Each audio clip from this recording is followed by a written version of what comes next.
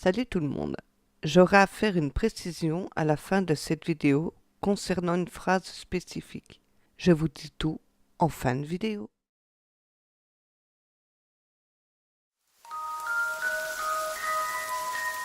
Salut, je m'appelle Cathy. Et le barman là, c'est Greg, mon coéquipier. Nous sommes agents d'unité spéciale du FBI en réalité. On se retrouve dans ce bar sous couverture. Greg joue le barman et moi, je suis juste une cliente parmi tant d'autres. Je joue les appâts. Nous sommes ici car on sait qu'un prédateur sexuel doublé d'un pédophile et meurtrier rôde dans les parages et qu'il vient souvent dans ce bar. Et ce connard se vante de ses actes ignobles. Mais il est malin. Personne n'a réussi à le choper. Alors on fait appel à nous. En effet, nous sommes une unité spécialisée dans ce genre d'intervention. Quand ça merde quelque part, c'est nous qu'on appelle pour débloquer des situations assez complexes. En fait, le type drague les femmes, leur raconte son horrible petite histoire, puis quand elles veulent appeler les flics ou tout simplement se barrer, ce bâtard trouve toujours un moyen pour les enlever, les séquestrer, les violer, les torturer, les mutiler et puis les tuer. Vous voyez, c'est le genre de type qu'on a envie de coffrer au plus vite. Moi perso, je lui ferais bien payer un peu avant, histoire que lui aussi ressente la peur qu'il inflige à ses femmes et à ses pauvres gosses. Mon Dieu, quelle horreur. Ce n'est pas que je n'aime pas mon métier, non, mais juste mettre ces pourritures en tôle ne me suffit plus. Ce que je veux maintenant, les faire payer, les faire souffrir, les torturer, les tuer à petit feu, histoire qu'ils ressentent ce qu'ils infligent aux victimes. Mais ça m'étonnerait que ça plaise à mes supérieurs. Mais j'adorerais ça, pouvoir leur faire mal et voir la peur dans leurs yeux. Un mec entre dans le bar. Il n'a pas vraiment le profil type. Mais bon, on ne sait jamais. Craig et moi, on se prépare. Craig enregistre et filme en caméra cachée toutes les conversations que j'ai avec les mecs pour avoir des preuves tangibles à fournir à nos supérieurs. Le mec s'approche de moi. Il commence à me parler, mais au fil de la conversation, je m'aperçois que ce n'est pas lui. J'arrive très vite à faire la différence, car je suis aussi profiler. Je demande gentiment au gars de bien vouloir dégager, ce qu'il fit tout de suite.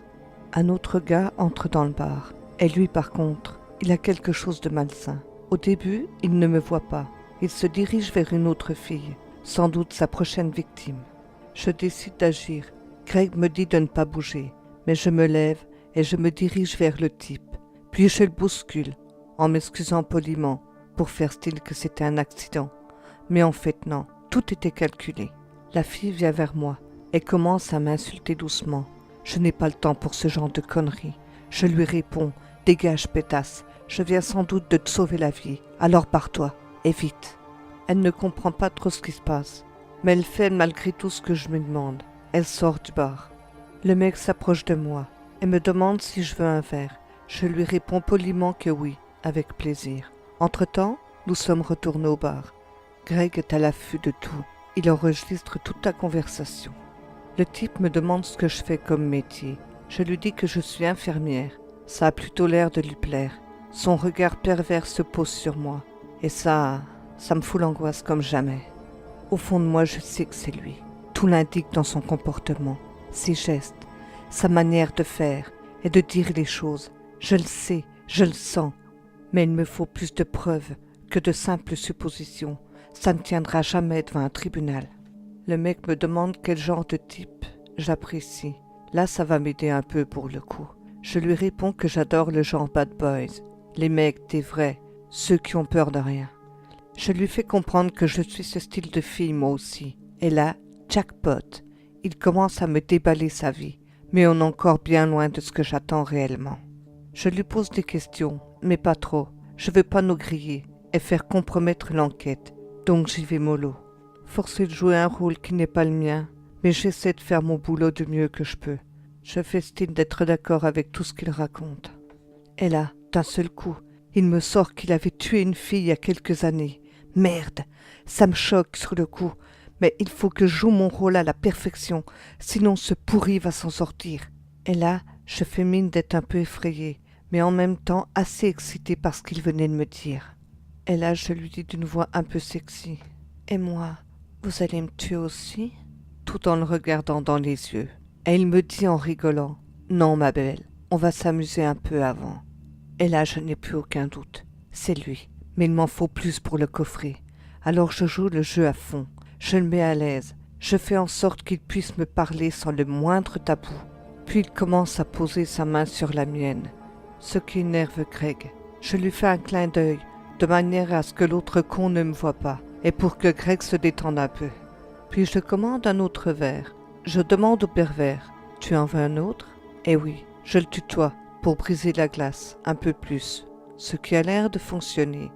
Il me dit ok pour le verre, et moi je lui dis, continue de me raconter tes histoires vachement excitantes, ce qui le met encore plus à l'aise. Et là, il me déballe pas mal de choses, mais moi, j'en veux encore plus. Mon seul souhait désormais est de pouvoir coffrer cet enfoiré, et je suis prête à tout pour ça, même à me foutre en danger. De toute façon, je sais me défendre. Nous avons été formés au centre de formation du FBI à Quantico. Je montre au type que je commence à me sentir un peu fatigué. Il me dit de ne pas partir, qu'il avait une surprise pour moi. Puis il me dit qu'il va aux toilettes et qu'il fallait que je l'attende bien sagement. Ok. Et là, Greg me regarde d'un air aussi bizarre que celui d'un tueur lui-même. Et il me dit « Mais putain, qu'est-ce que tu branles? Tu vas faire capoter toute la mission, là !» Je lui dis de se calmer, que je contrôle la situation. J'avais dit ça pour que le mec accélère un peu le mouvement.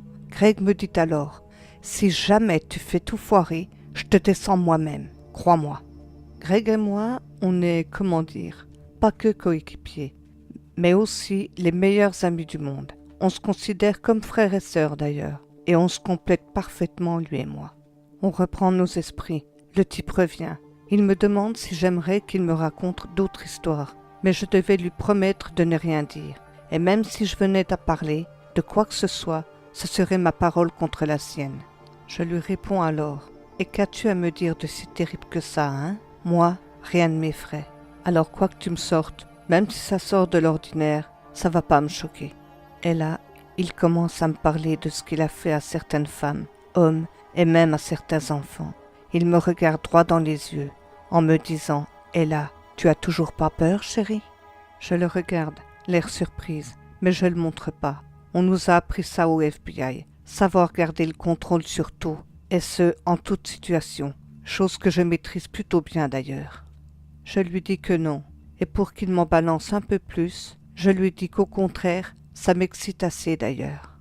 Et là, il me sort « Que dirais-tu si j'étais un tueur, un violeur, etc. » Et là, j'éclate de rire en le regardant, mais je sais ce que je fais. Je le mets en position de confiance pour qu'il me lâche le maximum d'infos. J'en ai besoin pour le stopper net. Il pense que je suis comme toutes les autres femmes, peut-être juste un peu moins craintive. Il faut qu'il pense que rien ne me fera peur quoi qu'il me dise. Puis il me parle de sa femme qui est décédée d'un cancer 3 ans auparavant. Puis il me parle de son fils de 8 ans qu'il traite de bon à rien. Je ne dis rien sur le coup. Je lui demande où est son fils. Il me répond qu'il est chez lui. Je lui demande alors s'il a trouvé une nounou sympa pour lui. Et là, cet enculé me répond que le môme se garde tout seul, comme un grand, et qu'il sait qu'il n'a pas intérêt de faire de conneries, sinon il va dérouiller, comme d'habitude. Oh bordel, je me retiens de pas lui en mettre une, mais il faut pas que je flanche maintenant. Puis il me sort tout ce qu'il a fait à ses victimes. Je l'écoute attentivement, et là il me dit « Et là, tu as toujours pas peur maintenant ?» Je suis tendue, mais je ne le montre pas. Je lui dis alors « Si tu aurais fait tout ça, tu serais en tôle maintenant. » Et là, il me regarde en rigolant et dit « À toutes celles que j'ai raconté ça, elles ne pourront jamais en parler. Je les ai toutes enlevées, violées, battues et tuées. Alors tu vois, je crains rien. » J'avais tout ce qu'il me fallait. En plus, ce fils de pute s'envoyait des vers depuis tout à l'heure. Total, il était un peu bourré. On voit qu'il a l'habitude de picoler, le salaud. Et là, il me dit qu'il a enfermé son fils au sous-sol de sa maison. Puis il rajoute en me regardant « Et toi, petite salope, t'as pas envie de jouer comme toutes les autres putes que j'ai pris plaisir à détruire ?» Et là, pour moi, c'était bon. J'avais eu ce que je voulais, avec en prime une colère incontrôlable. Je regarde Greg discrètement pour savoir s'il avait tout vu. Il me fait un signe que oui, mais il voit que je suis hors de moi il me fait un autre signe pour me dire de me calmer. Mais c'est à ce moment-là que tout part en couille autour de moi. Je peux pas me retenir. Je sors mon flingue qui était dans mon jean derrière moi, et là je braque sur la tronche de cet enfoiré, et je lui dis « Si, connard, on va s'amuser, mais à ma façon. » Et là, je lui colle la gueule sur le bar. J'ai toujours mon flingue sur la tête de ce pourri. Et là, je lui dis « Donne-moi une seule bonne raison de ne pas te loger une balle en pleine tête. Là, maintenant, tout de suite, car là, moi j'en vois aucune. » Ce fumier se met à pleurer. Et là, je lui dis que je suis flic. Je lui lis ses droits tout en lui passant les menottes. « Tu es en état d'arrestation. Tu as le droit de garder le silence. Tout ce que tu diras pourra et sera retenu contre toi devant une cour de justice. » Je lui demande son adresse pour aller récupérer l'enfant. Il me la donne. Greg le tient fermement. Je m'approche de lui en lui chuchotant à l'oreille. « T'inquiète pas, j'en ai pas fini avec toi. Tu as raison, on va s'amuser, toi et moi. Mais tu vas tenir le rôle de la victime cette fois. » Là, il me demande « C'est quoi ça? C'est une menace ?» Je lui réponds « Non, sale con, c'est une promesse. » Greg me dit d'attendre les renforts pour aller chercher le gamin. Mais j'ai un mauvais pressentiment. J'ai pas le temps d'attendre la cavalerie. J'y vais tout de suite. J'arrive sur place. Je me dirige à la cave, là où ce fumier m'avait dit où il avait mis son gosse. Et là, je tombe sur une scène d'horreur. Le gosse est bien là, attaché, couvert d'hématomes et de sang. Il me voit et il se mit à pleurer. Je lui dis « Ne pleure pas, mon ange. Je suis là pour t'aider. N'aie pas peur. Je vais te sortir de cet enfer. » Je n'ai pas eu à cuisiner le gamin. Il m'a tout dit, car son père tuait ses victimes devant lui, soi-disant pour l'endurcir. Le gosse me dit que peu importe ce qu'il arrive à son père, mais il veut que le cauchemar finisse. Non seulement il a tué des gens, mais en plus, il a complètement bousillé la vie de cet enfant, qui sera traumatisé à jamais. Je mets l'enfant en sécurité dans ma voiture. Je passe un appel radio pour dire que le gosse est salement amoché, mais il est en vie. Je leur dis que je l'emmène à l'hôpital. J'arrive au boulot, où là on me félicite pour ce que j'avais fait. Pour moi, c'était bien beau, mais tout ce merdier aurait pu être évité si on avait été plus rapide. Je ne dis rien. Je garde mes sentiments de colère en moi. J'ai d'autres projets pour cet enculé. Il va payer, mais à ma manière cette fois. Greg est en salle d'interrogatoire, avec l'autre con. Je le regarde à travers la vitre teintée. Et là, le mec dit à Greg « Je préférerais que ça soit ta petite pute de collègue qui m'interroge. » Greg lui met son poing dans la gueule et lui dit alors « Estime-toi heureux, connard, que ça soit moi à sa place, car je ne donnerai pas cher de ta peau. » Et là, j'entre dans la salle d'interrogatoire, mon arme de service à la main. Je dis au type que j'ai retrouvé son fils, que je l'ai déposé aux urgences. Et là, ce fils de pute me sort la phrase de trop. De toute façon, ce n'est qu'un bâtard bon à rien, comme tout le reste d'ailleurs. C'est pour ça que je tue, pour faire le ménage.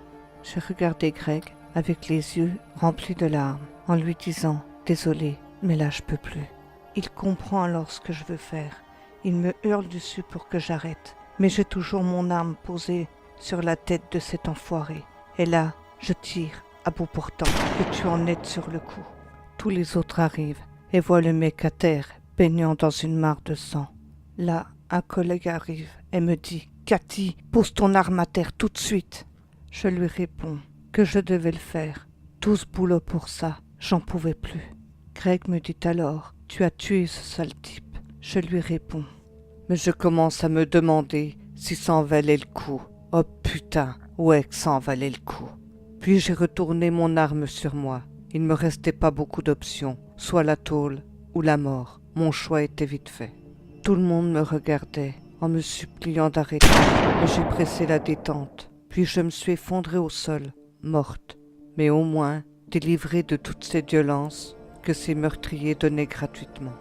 Mais quand même, j'ai réussi à me venger du pire de tous à mes yeux. Je vous avais dit en début de vidéo que j'avais une petite précision à faire concernant une phrase spécifique. J'ai moi-même écrit et monté cette creepypasta. Seule une phrase n'est pas la mienne. C'est quand je dis « Mais je commence à me demander si ça en valait le coup. Oh putain, ouais que ça en valait le coup. » La première fois que je l'ai entendu, c'est stupéfiant qu'il a sorti. Et j'ai tout de suite adoré cette phrase. Puis, je lui ai demandé si je pouvais lui emprunter cette fameuse phrase, contre un peu de pub. Et vous savez quoi? Il a dit oui. Et comme je suis quelqu'un de parole, je lui fais sa petite pub. Alors allez vous abonner à l'excellente chaîne de Stupéfiant. Vous allez adorer ce qu'il fait.